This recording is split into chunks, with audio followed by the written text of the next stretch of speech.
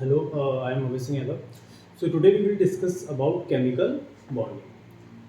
सो chemical bonding एक बहुत common word है. आप लोग पहले भी इस वर्ड के बारे में सुन चुके होंगे अपनी प्रीवियस क्लासेस में. बेसिकली बॉन्डिंग वर्ड से ही हमें समझ में आता है कि किसी दो पर्टिकुलर चीज़ों के बीच में किसी तरह का कॉम्बिनेशन हो रहा है, किसी चीज़ का कंबाइनिंग हो रहा है, मतलब कोई भी चीज़ कंबाइन होगी, बॉन्ड बन रहा है किसी चीज़ में ना. तो बेसिकली केमिकल बॉन्डिंग में ऐसा क्या है, केमिकल बॉन्डिंग में जो कॉम्बिनेशन होगा या जो बॉन्ड फॉर्म होगा या जो कनेक्शन फॉर्म होगा वो एक केमिकल रिएक्शन के थ्रू हो सकता है ना, केमिकल प्रॉपर्टीज के थ्रू हो सकता है, केमिकल चेंज के थ्रू हो सकता है. ठीक है, तो उसको हम बोलेंगे केमिकल बॉन्डिंग. अच्छा, अभी केमिकल बॉन्डिंग की डिफाइन क्या होगी, तो बहुत सिंपल वर्ड्स में यहाँ पर डिफाइन लिखी हुई है. Force of attraction that hold atoms and molecules together. वो अट्रैक्शन फोर्स जो एटम और मॉलिक्यूल को साथ में जोड़ के रखता है. फॉर एग्जांपल अगर मैं इस मार्कर की बात करूं, so we all know that everything is made up of small particles that are known as atom. सब कुछ एक स्मॉल पार्टिकल से मिलकर बना है जिन्हें हम एटम्स बोलते हैं और मॉलिक्यूल्स बोलते हैं. ठीक है, ये मार्कर भी उस छोटे छोटे पार्टिकल से मिलकर बना है. अब इस छोटे छोटे पार्टिकल्स के बीच में जो अट्रैक्शन फोर्स है, उस अट्रैक्शन फोर्स को हम बोलते हैं उसकी केमिकल बॉन्डिंग. ठीक है, ये केमिकल बॉन्डिंग रिक्वायर्ड क्यों हुई? नॉर्मल सी बात है कि अगर इसके पार्टिकल्स के बीच में कोई अट्रैक्शन फोर्स नहीं होता तो ये मार्कर कभी फॉर्म नहीं हो पाता. रीजन, क्योंकि इसके पार्टिकल्स के बीच में अट्रैक्शन फोर्स है, दैट्स व्हाई इसका स्ट्रक्चर अभी भी एज इट इज ही है. अगर अट्रैक्शन फोर्स बहुत कम होता या अट्रैक्शन फोर्स नहीं होता, ठीक है, तो क्या होता, थोड़ा सा फोर्स लगाने पर वो अट्रैक्शन फोर्स खत्म हो जाता है या वो अट्रैक्शन फोर्स चेंज हो जाता है एक्सटर्नल फोर्स अप्लाई करने पर, तो इसका शेप ये कभी नहीं होता. तो ये चीज हम पहले से पढ़ चुके हैं. जो स्टेट्स होती है हमारी सॉलिड, लिक्विड और गैसेस में, ये सारी चीजें बहुत बेसिक बातें, इसमें हम टाइम वेस्ट नहीं करेंगे. सो रिक्वायर्ड क्या हुआ, नॉर्मल सी बात है, केमिकल बॉन्डिंग जब फॉर्म होती है तो एनर्जी रिलीज होती है. और नॉर्मल सी बात है, अगर किसी भी एटम से या किसी भी मॉलिक्यूल से अगर एनर्जी रिलीज होती है, दैट मींस वो अपनी एक स्टेबल फॉर्म को गेन कर लेता है. सो रिक्वायर्ड हुआ बिकॉज एनर्जी रिलीज. जब भी केमिकल बॉन्डिंग फॉर्म होगी, दो एटम्स आपस में पास आएंगे, मॉलिक्यूल्स आपस में पास आएंगे, बॉन्ड फॉर्म करेंगे, एनर्जी रिलीज होगी, और एनर्जी रिलीज होगी तो वहां पर क्या होगी, स्टेबिलिटी गेन होगी. ओके, अब केमिकल बॉन्डिंग के भी यहाँ पर कुछ टाइप्स हैं. केमिकल बॉन्डिंग के कौन कौन से टाइप्स हैं? केमिकल बॉन्डिंग को सबसे पहले हमने टू टाइप्स में डिवाइड किया हुआ है. First is your intra atomic chemical bond और दूसरा है second is intra molecular chemical bond या इंट्रा मॉलिक्यूलर बॉन्ड. अभी इंट्रा एटॉमिक और इंट्रा मॉलिक्यूलर बॉन्ड क्या है? इंट्रा एटॉमिक मींस, मैं बात करूं फॉर एग्जांपल, सपोज मेरे पास एक H2O वाटर का एक मॉलिक्यूल है मेरे पास. इस वाटर के मॉलिक्यूल में हाइड्रोजन और ऑक्सीजन जो दो एटम्स हैं, इन दोनों के बीच में किसी ना किसी तरह का अट्रैक्शन फोर्स वर्क कर रहा होगा.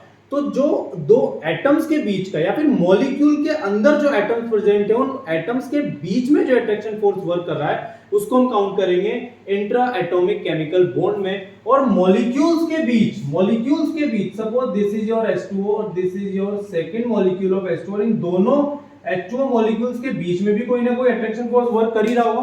तभी तो हम जब वाटर को ग्लास में फिल कर पाते. अगर सारे मॉलिक्यूल्स अलग अलग होते तो नॉर्मल सी बात है, एक मॉलिक्यूल इधर होता वाटर का, एक मॉलिक्यूल इधर होता. तो इन दो वाटर के मॉलिक्यूल्स के बीच में जो अट्रैक्शन फोर्स वर्क कर रहा है उसको हम बोलते हैं intramolecular chemical bond.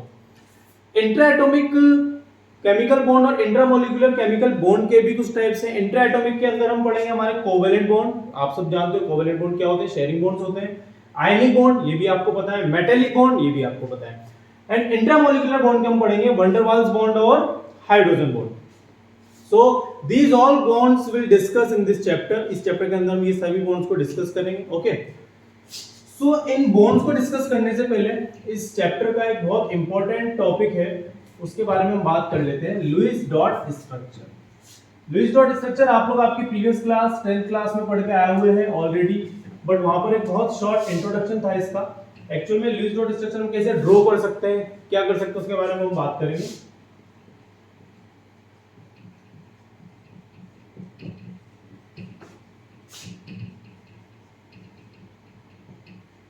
Okay, so Lewis dot structure 10th class में जो हमने लुईस डॉट स्ट्रक्चर पढ़ा है वो आप कुछ इस तरह से ड्रॉ करते थे. कार्बन के 4 आउटर मोस्ट शेल के इलेक्ट्रॉन एंड हाइड्रोजन का इलेक्ट्रॉन आपस में बॉन्ड फॉर्म कर लेते थे, इलेक्ट्रॉन्स की शेयरिंग करके बॉन्ड फॉर्म कर लेते थे और इस तरह से एक दूसरे की वैलेंसी को सेटिस्फाई करते थे।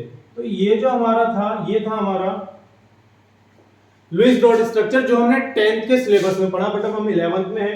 तो 11th के थ्रू हमें लुईस डॉट स्ट्रक्चर कैसे पढ़ना है उसके बारे में हम बात कर लेते हैं। चलो, लुईस डॉट स्ट्रक्चर को पढ़ने से पहले या ड्रॉ करने के लिए हमें 4 वैल्यूज की रिक्वायरमेंट होगी। जो 4 वैल्यूज की, उन 4 वैल्यूज को हम डिफरेंट तरह से कैलकुलेट कर सकते हैं। सबसे पहले n1 क्या है मैं बताता हूं। n1 is a number of valence electron plus negative charge. अगर नेगेटिव चार्ज है वैलेंस इलेक्ट्रॉन के ऊपर तो हम उसको प्लस करेंगे। If there will be positive charge तो ये हो जाएगा माइनस। क्या है ये वैलेंस इलेक्ट्रॉन और ये नेगेटिव चार्ज और ये पॉजिटिव चार्ज, इसके बारे में समझ लेते हैं।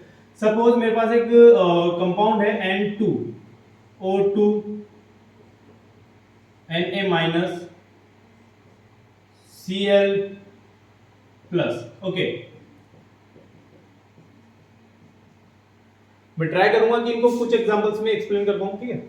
सो N2 नाइट्रोजन के आउटर मोस्ट शेल में जो नंबर ऑफ इलेक्ट्रॉन्स होते हैं उन्हें हम उसका वैलेंस इलेक्ट्रॉन्स बोलते हैं। नाइट्रोजन के अगर मैं इलेक्ट्रॉनिक कॉन्फ़िगरेशन की बात करूं तो ये होता है 2-5, और अगर हम इसको देखें तो इसके आउटर मोस्ट ऑर्बिट में नंबर ऑफ इलेक्ट्रॉन्स आते हैं 5। अच्छा, अगर मैं इसका ये 2-5 जो है वो मैंने हमारा जो प्रीवियस इलेक्ट्रॉनिक कॉन्फ़िगरेशन में पढ़ा उसके अकॉर्डिंग लिखा है।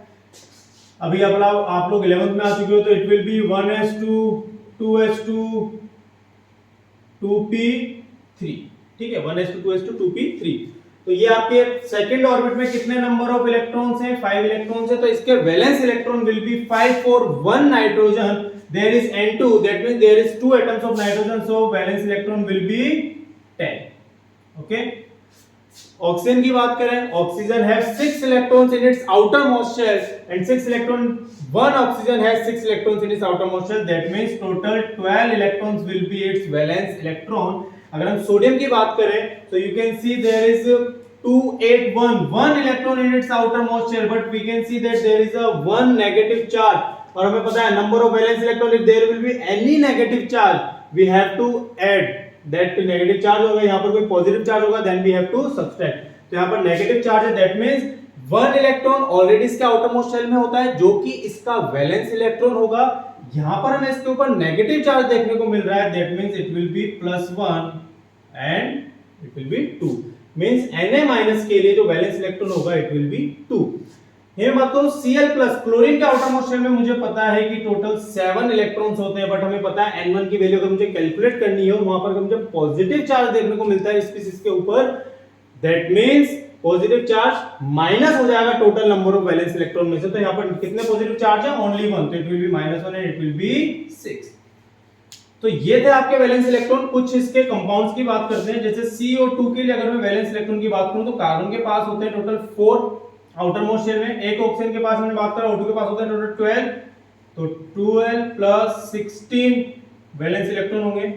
NO2 की बात कर लेते हैं, N के पास 5, O2 के पास 12, टोटल 17 वैलेंस इलेक्ट्रॉन होंगे। तो इस तरह से आप कंपाउंड्स के जो वैलेंस इलेक्ट्रॉन है इनको भी कैलकुलेट कर सकते हैं एंड हम N1 की वैल्यू को फाइंड आउट कर सकते हैं। Okay, so I hope N1 आपको आ गया होगा किस तरह से मुझे हमें कैलकुलेट करना है। अच्छा, इसका एक एग्जांपल भी देख लेते हैं। फॉर एग्जांपल मैं लूं यहां पर CH4, तो CH4 के लिए सबसे पहले मुझे N1 कैलकुलेट करना है। तो N1 will be number of valence electron total CH4, एक कंपाउंड है, कार्बन के पास होते हैं 4 और हाइड्रोजन के एक एटम के आउटर मोस्ट शेल में एक इलेक्ट्रॉन होता है, that means 4 hydrogen is there, 4 hydrogens are there, so that will be 4, so N1 will be 8 for CH4 methane. Now N2 will be 2 multiplied by number of hydrogen atom plus 8 multiplied by number of other atom. N2 क्या, अगर मुझे value calculate करनी है तो 2 multiply by number of hydrogen atom. कितने number of hydrogen atom आपके compound में या आपके गिवन फॉर्मूले में है वो आपको 2 से मल्टीप्लाई करने, और अदर जितने भी हैं हाइड्रोजन के अलावा अदर जितने भी एलिमेंट्स एटम्स प्रेजेंट हैं उनको आपको 8 से मल्टीप्लाई करना है। ओके, CH4 की अगर मैं बात करूं तो CH4 के लिए मैं फिर से N2 की वैल्यू कैलकुलेट करता हूं। 2 multiply by number of hydrogen atom, number of hydrogen atom is 4, so 2 multiply by 4 plus 8 multiply by number of other atoms से सिर्फ कार्बन 1, तो 8 multiply by 1, so it will be 8 plus 8 equals to 16, so N2 की value आई हमारे पास 16। यहीं पर हम बात करते हैं N3 की। N3 will be N2 minus N1, N3 will be N2 minus N1, तो N3 की वैल्यू कैलकुलेट कर लेते हैं। N3 will be N2 is 16 and N1 is 8 equals to 8। Okay, अच्छा यहाँ पर एक और इंटरेस्टिंग बात, if we will divide by 2 value of N3, हमारे पास आ जाएगा number of bond pair. For example जैसे ही जब जो N3 की वैल्यू आई, N2 माइनस N1 करने के बाद जो N3 की वैल्यू आएगी, इफ अगर मैं उस N3 को 2 से डिवाइड कर दूंगा तो ये मेरे पास आ जाएगा नंबर ऑफ बॉन्ड पेयर। सो यहां पर फाइंड आउट कर लेते हैं। N3 की वैल्यू है 8, तो bond pair will be there 8 divided by 2 equals to 4। अभी हम सारी कैलकुलेशन करने के बाद CH4 का स्ट्रक्चर भी ड्रॉ करेंगे जिससे कि हमें सारी वैल्यूज और क्लियर हो जाएंगी। ओके, N3 की वैल्यू नाउ N4 होता है हमारा difference between N1 and N3। N1 और N3 के बीच में जो डिफरेंस है वो होगा, तो N1 की वैल्यू है हमारे पास 8, यस, एंड N3 की वैल्यू है हमारे पास आल्सो 8।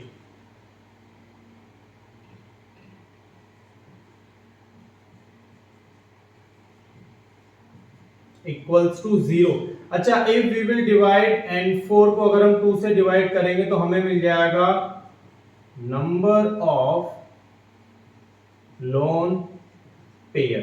अगर मैं N4 को 2 से डिवाइड करता हूं तो मुझे number of lone pair obtain हो जाएगा। अच्छा, तो यहां पर N4 भी कैलकुलेट कर लेते हैं एक बार। N4 मेरे पास आ रहा है N1 minus N3, N1 is to your 8 and N3 is your 8 also, तो it will be 0। मैंने यहीं पर कैलकुलेट कर दिया था एक्चुअल में। अच्छा, अगर मैं नंबर ऑफ लोन पेयर की बात करूं, अगर मैं लोन पेयर की बात करूं तो लोन पेयर बेसिकली कितने मिलने मुझे N4 की वैल्यू 0 है, 0 से 2 मल्टीप्लाई करूंगा, डिवाइड करूंगा तो 0 ही मिलने वाला है। दैट मींस अगर मैं CH4 का मैं यहां पर अगर स्ट्रक्चर आपके सामने ड्रॉ करूं कुछ इस तरह से, अभी मैं एक सिंपल स्ट्रक्चर ड्रॉ करके बता रहा हूं, तो we can see that carbon has 4 electrons in its outermost shell and hydrogen has only 1 electron in its outermost shell, and yes, यहां पर चारों के चारों बॉन्ड पेयर है, there is no lone pair. Okay, so ये छोटा सा topic Lewis dot structure मैंने ट्राई किया आपको समझाने के लिए। आई होप आपको क्लियर हो गया होगा। Thank you.